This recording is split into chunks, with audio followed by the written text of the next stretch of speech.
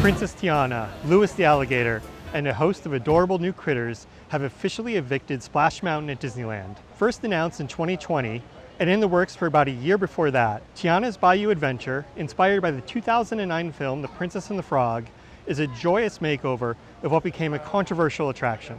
Consider it a drastic tonal shift from Splash Mountain, where the themes center around the communal power of music and food and how they can be used to bring people together. One of the things you're going to notice on this new version of the attraction is that this is really about the joy of music, the power of music, how music can bring us together. Splash Mountain had a lot of danger, it had a lot of peril, it had a lot of moments where you were wondering if Brer Rabbit was going to be okay. There's none of that here. This is all about feel good, have a good time, come here and jam. This is the first major lift of the attraction, and right away you see an audio animatronic of Tiana. Thanks for helping me look for musicians for our party tonight. Louis, they're on their way. One thing to note about these audio animatronics, these are some of the most advanced that Disney has ever made. So they're very fluid. You'll see they have very exaggerated arm movements, but it's very fluid, it's very sort of natural. They really look realistic, and it's all about giving the ride, grounding the ride in reality. It's the first glimpse of Louis the alligator. So the narrative of the ride is Princess Tiana and Louis the alligator are on the prowl for musicians for a party.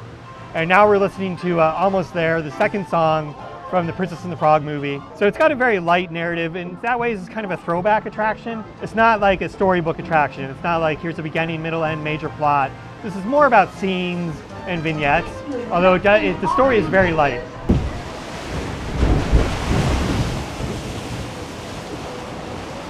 Got a little wet there. So you're here for this song throughout the rest of the attraction pretty much, or the vast majority of the rest of the attraction.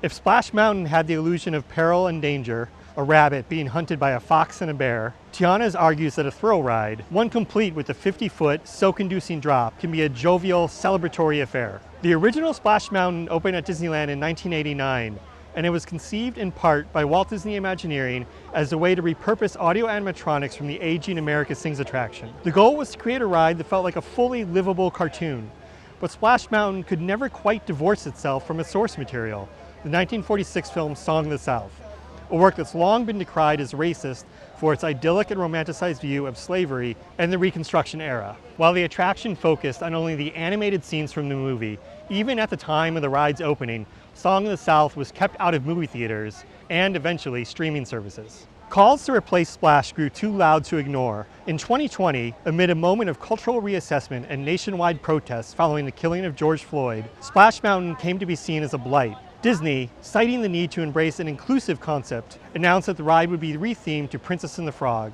a film that starred its first black princess. This is a Zydeco band. Pay a little close attention to Gritty the rabbit. He's playing a washboard with a license plate. There's a lot of cute touches. All the critters are playing homemade, makeshift instruments. So it's one of those rides you want to ride multiple times to really see the characterization. So now it shifts more into like a street parade, festival type sound. You see a lot of single note trumpets over here, a bunch of frogs. You see Louis's butt. Louis's butt, I believe, is a nod to Splash Mountain, the butt of the bear that you used to see.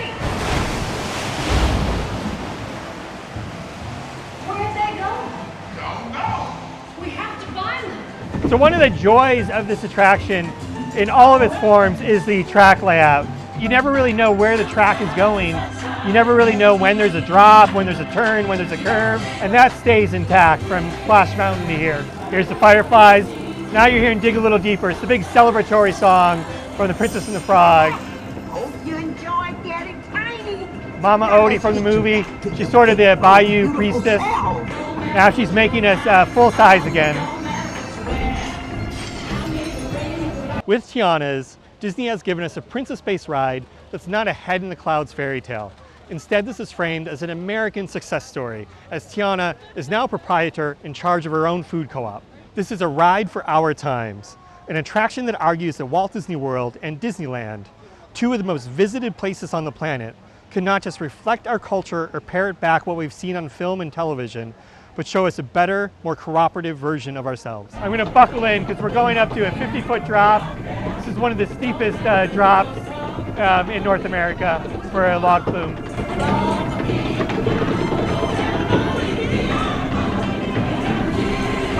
A lot of New Orleans touches, like these bottles hanging around here. Very beautiful. All right, here we go.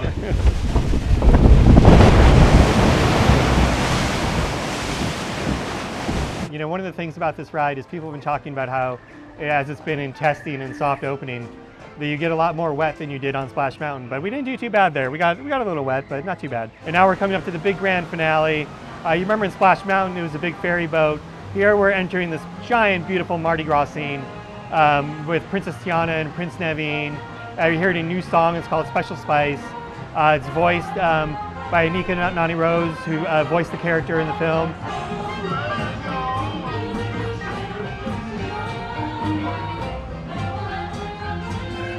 It's just about how music and food can really be used to bring all walks of life together.